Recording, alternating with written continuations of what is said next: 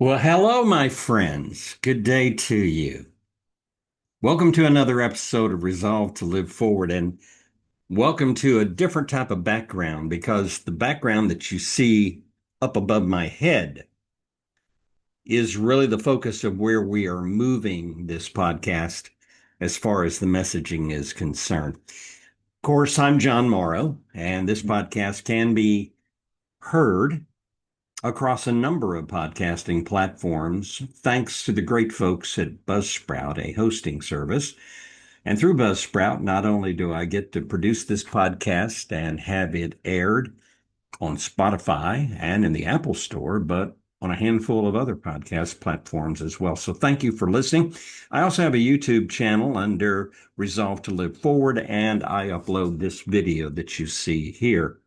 Although most of the time, I may not be looking directly at the camera because one of the things I do is I write an outline or a script or various lines so that I can give you some very, very useful and effective and helpful pieces of information. But thank you for joining me today because I want to talk to you about something that is so ordinary and yet we often fail to recognize that it actually has extraordinary power. Does that sound interesting? And it has a lot to do with the phrase above my head, success starts with a choice. And that's exactly what we're going to talk about, a choice. My TEDx talk that I did in Lake Alfred back on February 21st of this year, 2026, was entitled Living Forward is a Choice. Choices are not what we would call grand decisions that are announced with blaring trumpets and horns and a big brass band. Choices are not a dramatic turning point with flashing lights telling us this is the big moment. It's just a choice because I've come to believe something very, very strongly that every success begins with a choice that you make.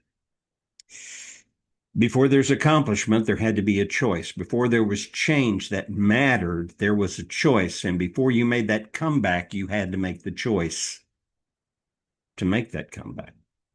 And before you began living differently somewhere, perhaps quietly, privately, or without anybody else knowing it, you made a choice to do something very different. That's the subject of today's episode. Every success begins with, quite simply, a choice that you make. Now, let me pause for a moment here. We don't get to choose every single event that happens to us in life. I've learned that the hard way.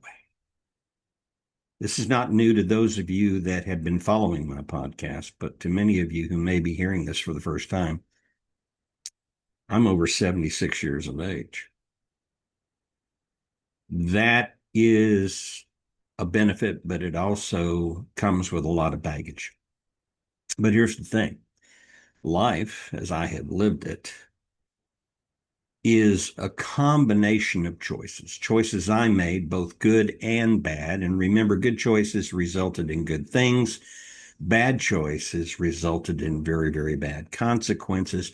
But then there are also choices that are made in my life that I have no control over whatsoever. We are really the product of the choices that have taken place in our life, both those that we choose and those that are chosen for us. So let me begin by saying that success does not start at the finish line. Well, duh, of course it doesn't start at the finish line. We have an interesting habit when we look at successful people. We see the result. We see the business. We see that degree, that healthier body, that published book, that repaired relationship. We see that promotional product that they're talking about or that promotion of themselves that they're currently working on. The person who rebuilt a life after everything seemed to have fallen apart. And because we see a finished product, we sometimes imagine that the success occurred in one magnificent leap. Just boom, there it was. It almost never does that. What we don't see are the hundreds of choices that came before the end result. Let me say it again. And this, I think, makes sense if you just ponder it. What we fail to realize is there are literally hundreds upon hundreds of choices that we made before we reached that result. And hopefully that great result. We uh let's put it this way. I chose to get up this morning, but did I want to get up? No, I kind of wanted to stay in bed and sleep, but I knew I had things I had to do. Uh Sometimes we choose to try again, and hopefully we'll keep trying because you see, we learn from the mistake or the failure, and then we pick ourselves up and we try again. Now, let's get down to some other things, like, for example, choosing to make a phone call or sending a text message, choosing to send an email.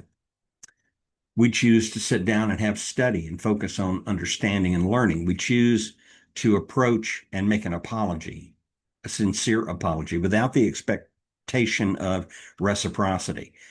We also choose to say no. And let me tell you what, no is a very powerful word. And I have a phrase that I've used before. It's not original to me, but the word no is a complete sentence. And of course, we choose to say yes. And sometimes we say yes, even though we have hesitation and fear. The choice to walk away from something comfortable because comfortable was no longer taking us where we wanted to go. Let me tell you what, saying yes sometimes can be a very, very difficult thing, but success rarely arrives as one gigantic decision. It is a series of choices, all heading towards a definite end in mind. More often, success begins with a collection of small choices that eventually become the direction that we want to go, and that direction comes into full focus, and that direction is the thing that matters to us more than anything in life. So living with an end in mind is something that we've heard talked about before in motivational books, and great speakers talk about it. But one of the principles that has become increasingly important in my life is this very idea of having a definite, firm plan of action, which results in a definite end in my mind. And there is no one end. There are many ends in mind when I get about the business. Now, that does not mean obsessing about the future, because the future is an abstract. The future is the mystery, but it's only mysterious to the degree that we don't have a definite, firm plan of action. Remember the definition of resolve: one having a definite, firm plan of action. We have resolved in our thought process with a resolute mindset that we have a direction we are going and we're going to do it. What it means is deciding what kind of future deserves the choices that we're going to be making today. Think about this for a moment. If I know where I want to go, I can begin asking much better questions about how to get there. And instead of saying, what do I feel like doing today? Rather, I can ask, does this choice move me towards the life I intend to create for myself? Now, somebody would say, John, you're 76. What kind of life are you going to create for yourself? Well, I'm still vertical. I'm still ambulatory. I still have competent cognition, the capacity to understand and to know and to learn. I still have most of my senses fundamentally, so I can see, hear, smell, taste, and touch. What am I saying? I have a choice, and I can choose to do the things that are going to create the life that I want to create. And that's a very different kind of a question, because our feelings are going to change, circumstances are going to change, motivations will rise and sometimes even fall. But intentional choices can establish a direction even on days when motivation has apparently decided to pack up a suitcase and get out of town for a vacation. And it didn't leave a forwarding address either. We don't need perfect conditions. What we need is purposeful, intentional choices. Those of you familiar with my philosophy know the word that has become central in my life, and I've already said it a few times during the course of today's podcast. That word is resolve. If you don't know the story of the word, November 2017, my late wife Donna and I sat down after I had been at a Toastmasters meeting at the Lakeland Toastmasters Club here in Lakeland, Florida, where I live. And I heard a very, very great friend of mine, and I don't think she'll mind me saying her name here on the podcast, Maggie Sabatier Smith, a great life coach, special, special skills with ministry to women. And Maggie said, "How are those resolutions working out for you?" Wait a minute, it's November. What in the world are you talking about resolutions? Quite simply because there were many of us sitting in the room who had tried and miserably failed at keeping resolutions. We made them and then we quit them. And my wife and I had long before that night decided resolutions didn't work for us. But Maggie said, choose a power word. And when I went home and told my wife about it and how sincerely urgent I felt it was, we made the decision to choose a power word. And it wasn't something that instantaneously occurred because we were serious about it. But we found that word. And then to add merit and power and a ferociousness to that word, if you want to call it that, we took those 7 letters, RESOLVE, and we found, scanning through a dictionary, 7 behaviors that we wanted to live out daily. When combined together, they created a mindset and a lifestyle that was built around a power word, resolve, with that definition having a definite, firm plan of action. But a plan of action is powerless until we choose to take action. For example, resilience, which is the letter R, is a choice. Engagement, the letter E, is a choice. Service, the letter S, it's a choice. Organization, the letter O, is a choice. Learning, that letter L, is a choice. Vision, that letter V, is a choice. And that last E, enthusiasm, yes, even enthusiasm, sometimes is a choice. There are times when you choose to be enthusiastic when you don't feel like you want to be enthusiastic. That doesn't mean every choice is easy either. It doesn't mean circumstances don't matter, because they do. Life can knock us flat on our back or even find us lying face down in a pool of our own sorrow and grief and anguish. Loss changes us. Disappointment can leave us utterly exhausted, and we're wondering if we can ever get back up and start again. And let me tell you about fear. It can whisper some very convincing arguments into our ears for staying exactly where we are and making no effort whatsoever. And believe you me, I understand fear. But even when we cannot choose what has happened to us, there eventually comes the same question again and again and again. Quote, what will I choose to do from here? Or will I make a choice at all? It has enormous ramifications. And actually, it's a very powerful question. People often say, I need to change. Maybe. But I think something has to happen before change takes place. We have to choose. We choose that what was acceptable yesterday is no longer acceptable today. We have to be a better version of that thing. We choose that an old habit has had enough of our time and it's time to create a new habit. And let me make an important point here. Something I learned: you don't get rid of an old habit without starting a new one. Because if you don't find anything to replace the bad habit, that bad habit will come back because you've left a vacuum that needs to be filled. And naturally, we tend to revert back to the old habits if we don't establish new habits. We choose that another person's opinion will no longer determine our worth. And I have to do that in some way, form, shape, or fashion at various times throughout the course of my life. Even in recent months, I've had to do that simply because that individual had it in their mind that something wasn't right about me, and they chose to just really make my life miserable. And I had to distance myself from that person, but I also had to stop letting that person take up free rent in my mind. Did you hear that? I had to stop letting them take up free rent in my mind because they were a deterrent. What another person thinks of you simply doesn't matter. You must determine your own worth.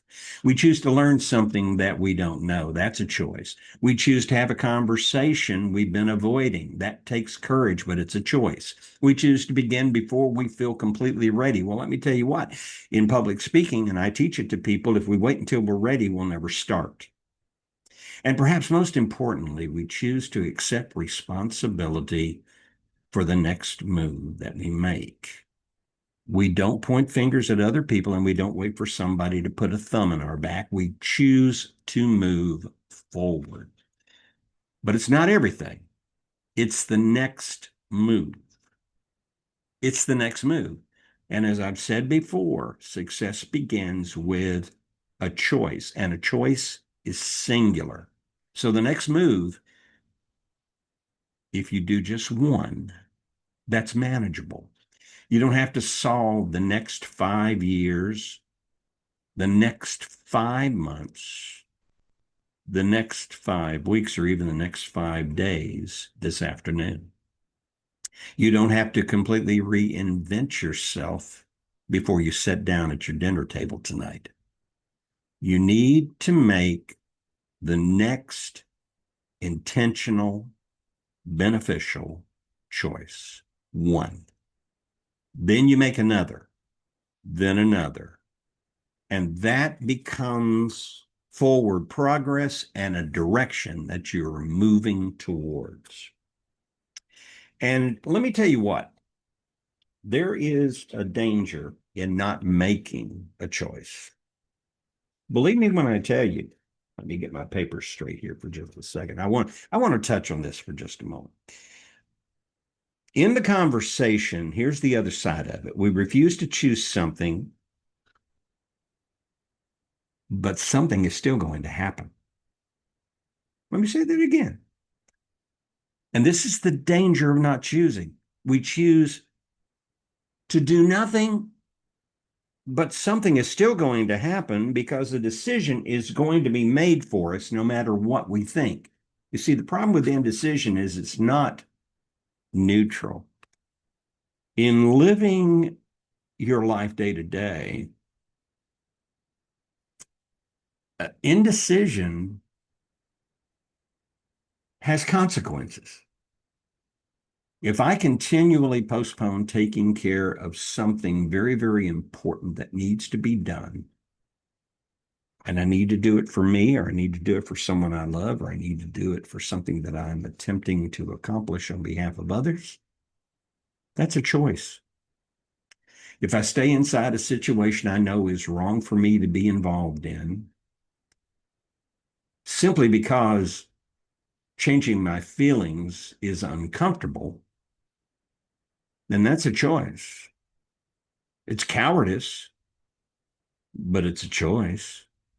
If I repeatedly tell myself someday, and my good friend Jerry Evans, who is a distinguished Toastmaster and a great speaker, gave a winning speech in last year's district competition entitled Someday I'll.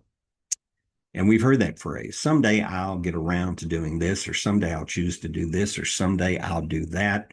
And he thought of it in the context of, think of it for just a second, someday which we know, and then isle was spelled I-S-L-E. It was like an island, a small island, and that's all.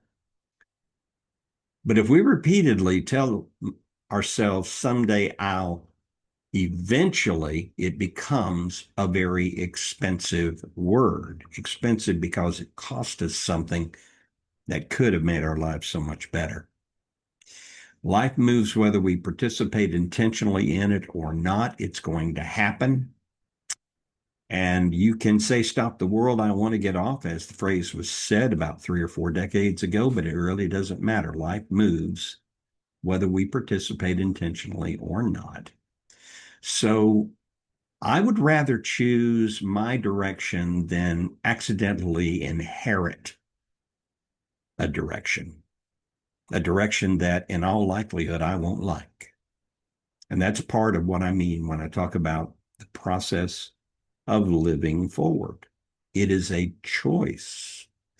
Living forward isn't simply moving into tomorrow. It's also about moving into today. But everyone who wakes up tomorrow makes the choice to move forward if they get out of bed. But living forward means intentional participation in who we are becoming. Living forward is intentional participation in becoming who we are. Now, the question you need to ask yourself is, number one, who do you want to become? Or perhaps maybe even better, who are you becoming? Which I asked in a previous episode. So I'm going to pose these 3 questions. Question number 1. What is the outcome that we actually want? Again, write it down. What's the outcome that we actually want? And you need to be specific. And please, let's simplify. One outcome. Let's start with one. Now, you can put down another outcome, but you have to begin with one. So give it some serious thought and make it specific. And by the way, generalities as far as what you write down, this doesn't work like, how about, I want things to be better. Well, better how? What does better even look like? So be specific. Second question. What's the choice that I've been avoiding? What's the choice that I have been avoiding? Are you being honest with yourself? That's often the most uncomfortable question you will ask, because sometimes we already know what needs to happen. We simply haven't decided to get down to business and, just as Nike says, do it. And third, what is one? Listen to me. One action I can take today that proves I have made a right choice. That's perhaps in these 3 questions the most important part of question number 3. A choice without action is merely an intention, or I hope so, or maybe I'll, or someday I'll, like my good friend Jerry said. But action gives choice evidence. It becomes visible. It becomes tangible. It's right there to be seen, experienced, felt, and heard by everybody. We sometimes think we're waiting for our future to arrive, but we're not. We are sentient beings. We are, as it says in Psalms, fearfully and wonderfully made. We're building life. We're building life today based upon choices, one choice at a time, one conversation at a time, one better habit at a time, one response at a time, constantly in sequence, one after the other, and no, you will not make every choice perfectly. Neither will I, because living intentionally is not about perfection. Get over the perfection mindset. I'll be honest with you, there isn't really anything about life that's perfect. But this is about being aware. And awareness is important because it's noticing when we've drifted and chosen to move in a different direction that we shouldn't move in, and we realize the course correction is required and we get back on the right track. And that takes resolve, your definite, firm plan of action, put together with resilience, engagement, service, organization, learning, vision, and enthusiasm. That's what I call living forward. And success is a natural byproduct of it. So it is true. Success begins with a choice, singular. So my challenge to you today is quite simple. I want you, and I've said it before and I'll do it again, I want you to identify one choice that your future is waiting for you to make. Don't give me 10. Don't give yourself 10. Don't do that to yourself. Don't even do 5. Just pick one. Now, maybe you need to begin doing something. Maybe you need to stop doing something. Maybe you need to forgive something or someone. Maybe you need to ask a question or seek help. Maybe you need to sit down and learn something. Maybe you need to finally believe that the next chapter of your life is allowed to look different from the last chapter you just completed, the one you just completed. But whatever it is, make the choice. Whatever it is, please make the choice. Then give that choice action. Put feet to the process. Step forward. Your future doesn't begin someday. It begins when you decide today to do one thing intentionally and to do one thing well. Every success begins with a choice. But you must, as I've said before, and I'll repeat again and again and again, it's intentional. It's always intentional. You have to make up your mind to do it, whether you like it or not, whether you're excited or apprehensive. But always remember this as I close.